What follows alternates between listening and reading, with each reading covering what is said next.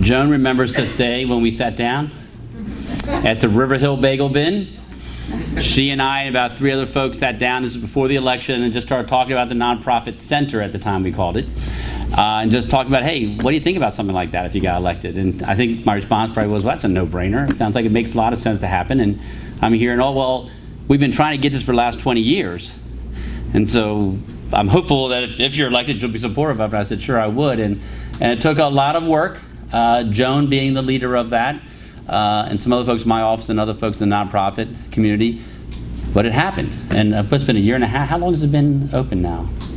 It's been about a year and a half. Yeah, a year and a half. And so we've had the nonprofit collaborative open for about a year and a half. And I've said the story that Melissa actually shared with me from the Howard County Autism Society many times, and probably you all have heard it, but I'm going to say it one more time. You heard it up here in the video from other folks talking about how there are individuals who come from one service that really have another area that could also get a service, and it's just close by. But what Melissa shared with me a few months ago was the fact that someone came into the Howard County Autism Society seeking services for their child. And this woman, after talking with them for a while, they realized that there was more issues involved and that she may need to be have some services made by HopeWorks, our sexual assault domestic violence provider, which is across the hall, across the lobby. And they suggested, would you like to talk to someone from HopeWorks? And the individual said yes. And so they called up HopeWorks and said, we have someone here who might want to talk to you. Would you be able to talk to them? Sure, we can talk to them right now. And so when she left the Howard County Autism Society, she walked across the lobby and she went to HopeWorks. Now, what I tell people there is, I don't even know the rest of that story. But what I know is that the person who needed services got them when she needed them. It wasn't like, here's a card, they're across town. When you get a chance, go over there. Who knows what would have happened, and who knows what has happened? I don't. But all I know is that that person was able to go talk to somebody who could help them. And that's what this is all about, is to making sure that people have the services at one place and they can get them when they need them. Then once that happened, and Joan certainly was an impetus to make that happen, and then we were working on the courthouse issues and moving things around, and boom, why don't we move everybody over here? And I'm sure that Jackie says, well, wasn't that easy, Alan? But it took a lot of hard work from a lot of people in county government, of course all the directors and those who run the offices, but also from Howard County Facilities and working with the Department of Public Works, and just made it happen. I mean, to me, this is a dream come true. I mean, this is really what it's all about. I mean, Howard County is a model for the rest of the communities. It's a model for the rest of the state, but also the country. And, you know, we're fortunate that we're a little bit smaller than some other counties, and so we can do this. I mean, if it's a very large county, I can see you might have multiple community resource centers, but we can do it here in Howard County, and it's made a big difference. And you heard me when I introduced Karen Butler. I am just so super excited that the governor has been so supportive, and Karen and the Department of Social Services have been so supportive that hopefully by the end of this year, or early next year, Department of Social Services will be part of this campus. And then I really think all the major human service providers are literally going to be within a walking distance of a bus route. And that is just amazing. And then the food bank's really not that far up. And then the health department's not that far up. I mean, so this is really the best way we can provide services to people in Howard County. I've also told many people I was raised by a single father. And when you're raised by a single parent, and if you have to have multiple jobs, and you want to be home with your kids, you don't need to be driving all over the county or riding a bus all over the county trying to get the services you need. Because I am firmly convinced that the best thing for our kids is to have a parent home with them. And if a parent's in the... Now, my dad didn't always like it when I said this, but I said I got a lot more trouble from 3 o'clock to 6 o'clock than I did sometimes in the evening. But I mean, but it's important. I mean, it's important. Kids need to know that they have security. They need to know that a parent cares about them. And parents care. It's not they don't care, but when they're running 3 different jobs and going all over the place trying to get the service they need, they can't be home. They can't be home. And I want them to be home. I want families to be strong. That's why we're doing so much with the folks preschool, 1 to 5 or birth to 5. I know Lisa's here somewhere. There she is, right in their front. But that's what's so important. You know, learning doesn't start when they go to school, and it doesn't stop when they leave from school. And we in Howard County can help facilitate that during the time they're not in the classroom. And that's our goal here as well, as you probably see as you've walked around. So I am extremely excited about this. I thank you all for coming. Hopefully you all get a chance to tour the buildings and the offices here, because the folks here are amazing. They do miracles every day for people who probably don't have hope. But they have hope because of this place. They have a place that they know they can get help. And that makes all the difference in the world. So with that, I'm going to bring up some of these amazing people who've made all this happen. And we're going to start with our amazing Director of Community Resources and Services, Ms. Jackie Scott.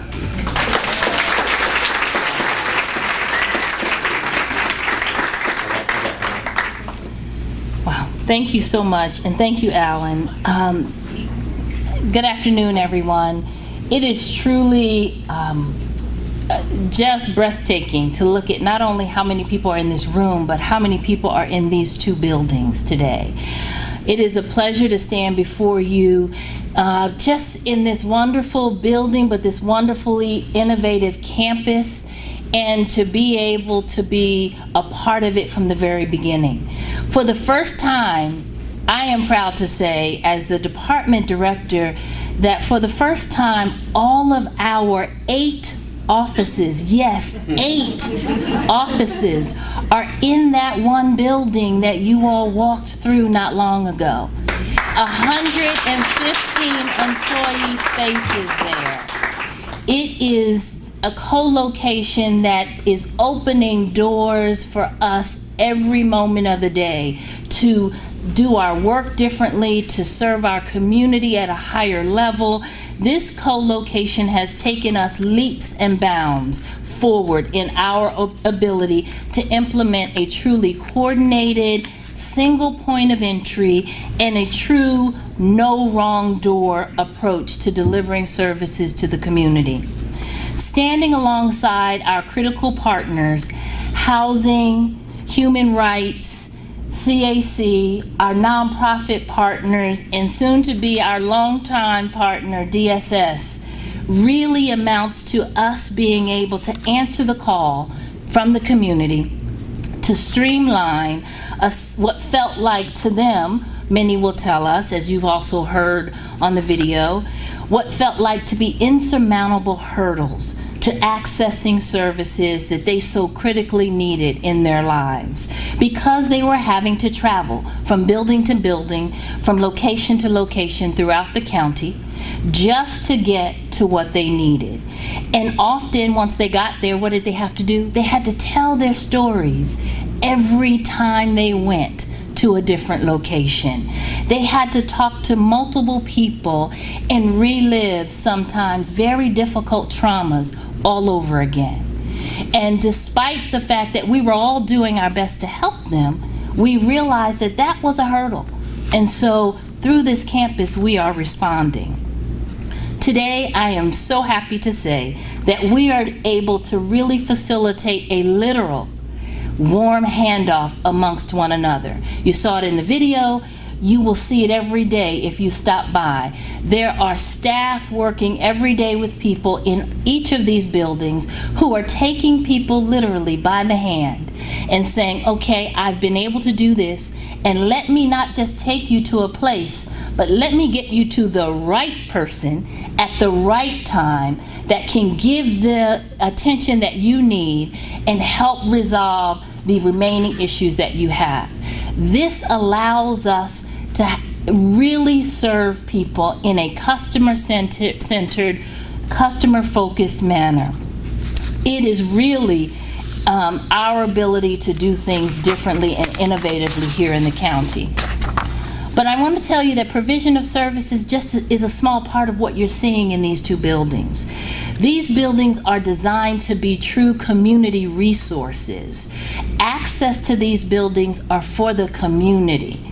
As you look around you in this room, it is an example of what's here in both buildings that serves as a innovative technological design and with state-of-the-art equipment that will serve as meeting spaces and training spaces for the community.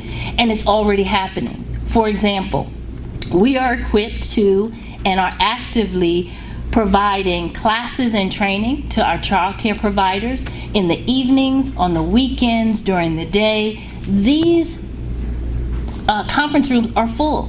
They are full of community folks who are coming to get what they need. We have already hosted key partners like our school system principals and our pupil personnel workers, and just to name a few. And we can't forget that we have 9 boards and commissions alone under us, and countless boards and commissions under the other departments that are here, that are using this space. And we've already had inquiries from partners at the state and other places to come in and be a part of what's happening here. Even some of our partners have very quickly jumped in and booked their spaces already from different places. So the campus is truly a community asset. Our executive is very humble. He talks about the work that we do every day and the trust that he has in us.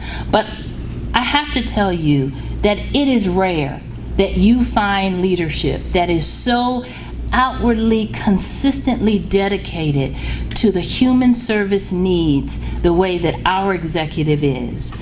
He sees it, he gets it, he's committed to it. And I know that he would never say this about himself, but all of this is possible because of his leadership. All of it is possible. And I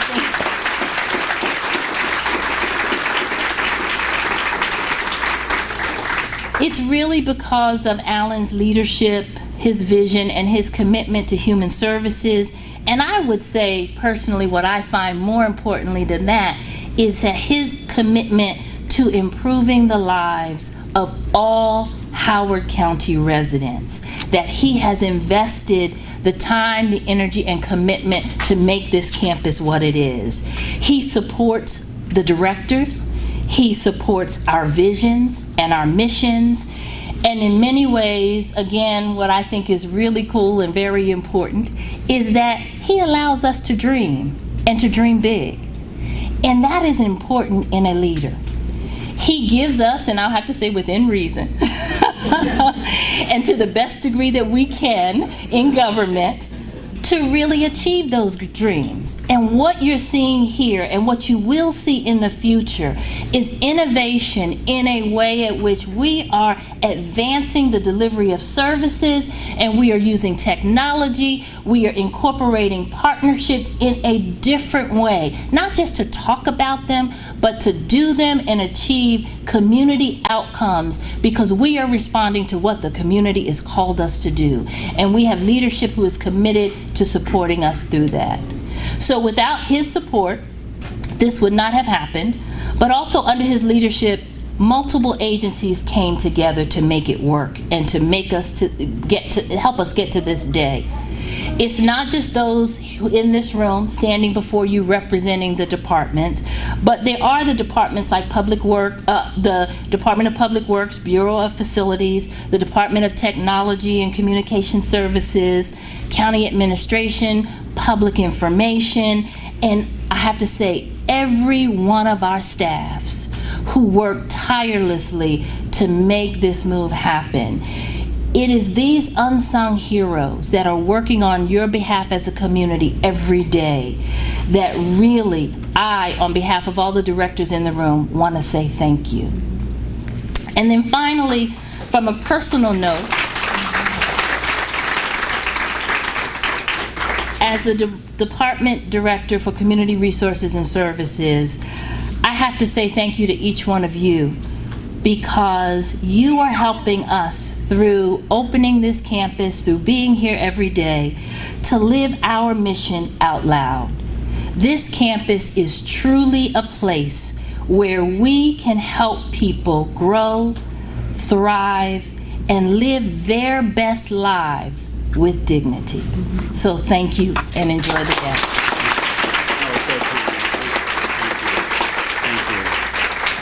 Thank you, Jackie. That was very kind of you. I will tell you, the only thing I have going for myself is that I know that whether I'm with Barbara or Jackie or Kelly or Beta or Karen, I always know I'm not the smartest person in the room. And that's what got me where I am, because we have so many smart people who give me advice and suggestions, and I try to say yes as long as Lonnie lets me. But anyway, that's why we're here, because these folks are so smart and they knew how to make it happen, and I was just there to say yes. Now, though, let me turn it over to Joan Dreesen from the Association of Community Services, who, frankly, without that meeting at the River Hill Bagel Bin, this probably never would have happened. Thanks. What am I going to say? Well, I have to tell you, I am extremely excited to be here to celebrate the expansion of this campus. This really was a dream, and I thought it was a pipe dream when I met with Alan back in July of 2014. The initial concept for this campus, we discussed at that bagel bin. ACS's concept for the campus at that point was very simple. It was going to be a nonprofit center and the Department of Social Services. Alan Kittleman was still running for county executive, but he clearly saw the value. I think we talked for probably 2 hours. He saw it both for the service providers and for the residents in need, for a campus where services could be better accessed and coordinated. We all knew transportation problem was going to be hard to solve, so we needed to bring the services to the people. His support of this vision was unwavering, and it was critical in making the nonprofit collaborative a reality. His announcement at our ribbon cutting of the creation of this expanded campus made clear his commitment to creating truly no wrong door for Howard County. It wasn't just a slogan. In the past year, the nonprofit collaborative has served well over 16,000 residents. Pretty amazing. And we have created a pilot navigator program to help connect those with multiple needs to other service providers in our community. I think our navigator might be here. Albertha? Albertha's right there in the back. Phenomenal woman. Now many of those service providers that she's had to connect them to and they've had to take a bus ride to get to are right here. Having the Department of Community Resources and Services, the Department of Housing and Community Development, the Office of Human Rights, Community Action Council, and by early next year, Karen, the Department of Social Services. No pressure, Karen. No pressure at all. Early, very early next year. Yep. I might regret that when I'm trying to get a parking place, but hey, it's worth it. But having all of us located together sets the stage for us to provide better coordinated services for folks in need and to collaborate with one another to improve our programs and services. As you all know, our nonprofit community and our government agencies work very, very closely together. This is just going to make it easier. The challenge is ours now to leverage this campus's co-location of services to increase our collective impact, to better meet the needs of our community. I really look forward to being part of this effort, so welcome neighbors, and thank you to all of you who were so much a part of making this happen. Thank you all.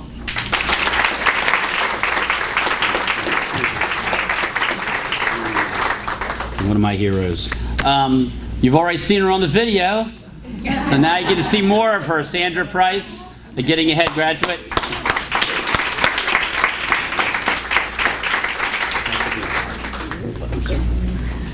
Hello, I'm Sandra Price, and I'm a graduate and a facilitator for the Getting Ahead program.